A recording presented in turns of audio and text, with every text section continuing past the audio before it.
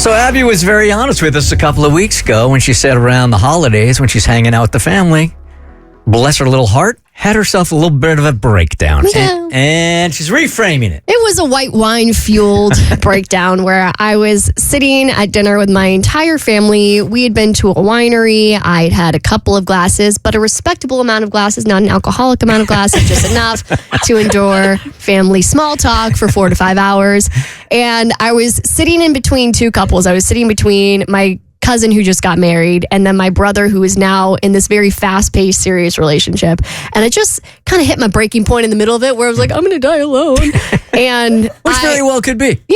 No, literally that's a possibility. Everyone in my DMs afterwards was like, you're gonna find your person. I'm like, you don't know that. You literally don't know that. I could thanks for the optimism, but you don't know that. But also I was kind of reflecting on this for the last couple of weeks. I'm like, sometimes these segments sort of take on a life of their own where it's like the original point that I was trying to make just seems to get lost in it sometimes. I'm like, I'm either really bad at my job or like, I don't know, maybe people are interpreting things differently. Yeah. Like with the Chuck E. Cheese thing yesterday, I was like unmatched with him because I was worried he like loved kids. He didn't just like kids. You know what I mean? It wasn't like hating on him for having a job. Right. Okay, let me sidebar for just 1 second. Yeah. You're tremendous at your job. Oh, thank you. And you're funnier and funnier all the time and more vulnerable all the time. The one thing I would say is that you just got to remember, man, everybody comes from their own walks of life and they see things through their own individual lens. So what you're trying to relay is so different from a person that has a different life experience that you almost can't even take it into account.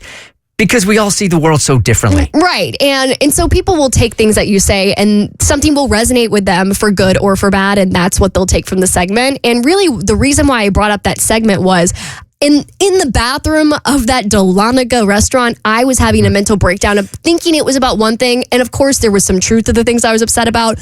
But in hindsight, I looked back and I was like, oh, I think deep down I was actually upset about this instead. And 90% of you guys understand and know this. We've gone through this now for 20 years, and you're intelligent enough to already know this, that this is an embellished vision of what we really are. Okay? So when Abby is talking, well, maybe she's not that embellished. I'm kidding. She's just that messed up. It's an embellished version of what we are. And I think it's what makes us what we have for years and years and years. Look, I have to fill the studio with interesting, vulnerable people that are different from each other, that are willing to share. In most circles, you don't have friends that do that. Okay, so when we do it, it can be a little bit shocking, and it certainly has given some of you guys the entitlement to judge about it based on the way you're hearing and not necessarily what's really going on. Does that make any sense? It does, but also don't get it twisted. Like, we're allowed to have opinions. You're allowed to have opinions about our opinions. You're allowed to not agree with us. You're allowed to, obviously, everybody, like you said, everybody's going to see it through your lens. Like, yeah. I recognize this is what we signed up for. And like when we come on here and we share certain aspects of our life, it opens us up to criticism. Some of you guys are a little nicer about it than others. But yeah, I mean, I can't sit here and say you're not allowed to have your take when I have my personal take. You are well within your right to have yours. Cybertruck owners can call up right now and they can go, Bert, you are treating us unfairly. And I would say, you know what? You're right. Yep. You guys are embellishing? What? Yeah, it's just certainly scary when you log on to TikTok and you see all of incel TikTok just flaming you in the comments. But anyway, we're getting off track for the original point. So once again, I know it's taking on a life of its own. So yeah, I had this mental breakdown in the bathroom where I was like, nobody had to wait this long to find their person. Everyone's getting married and having kids at 23. It's just not fair. And then when I was reflecting on it on the ride home, I realized there was a deeper emotional issue about my childhood trauma of always feeling left out in my family, always feeling like I wasn't in the in-group in my family. And once again, feeling like that was happening now that side of the family started finding their people and having kids. I'm like, oh, here I am once again on the outside.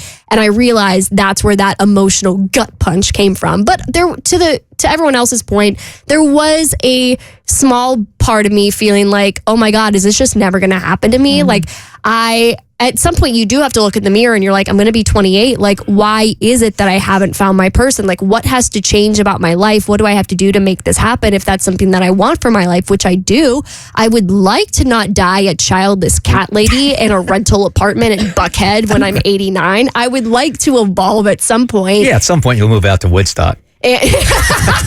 No, Roswell. And there is absolutely nothing wrong with wanting that for yourself. You actually, what I am envisioning, you are Charlotte when they are in the cafe and they are eating, and she is so hungover from a night out before, and she's like, I've been doing this since I was 15. Where is he? Exactly. That moment right there. And then she just puts her head down on the table and goes, my hair hurts. That's exactly how I feel. And I'm a total Charlotte too. Like genuinely like a mix between Charlotte and Miranda. Like I want to be a Samantha. Thank God I'm not a Carrie. But I'm definitely in that place where I'm just kind of like, yeah, I'm just sick of this. Yeah. And then after I had my emotional breakdown, and I've realized this about myself, is that I have a very short fuse. And once that fuse blows, I can see rationale. And I started seeing things from a rational standpoint in terms of like just the universe and timing. And I realized I'm like, everything in my life, up until this point, I have no reason to believe that the timing of my life isn't right. I do feel like so many things have worked out in due time. So why should I feel any differently about this? Even though it really sucks, I have to remember that everybody has their own things that they're going through. Life is never going to be without its struggles. This is just the struggle that I'm experiencing right now. And there's some good things to all of their relationships progressing faster than they are for me. Because, for example, like with the singleness that I have now, I have the freedom to explore different career opportunities, like getting to move to Atlanta. If I had a boyfriend back in Jacksonville, I might not have taken that opportunity. And I think also there was a weird selfish part of me that was like, wow, it's really nice that they're all going to get engaged, married, and have kids within the next year, because eventually I'll get married, I think, one day. And I don't want to have to compete for attention. Like when I get married, I will be the most obnoxious bride. I will be making it all about me for the next year to year and a half. So let's just press fast forward on all the fun stuff for them, so then we can get to me in 2 to 3 years. I love this realization for you. So I'm taking that and I'm running with it straight to the liquor store for more wine and more cats. The Bert Show.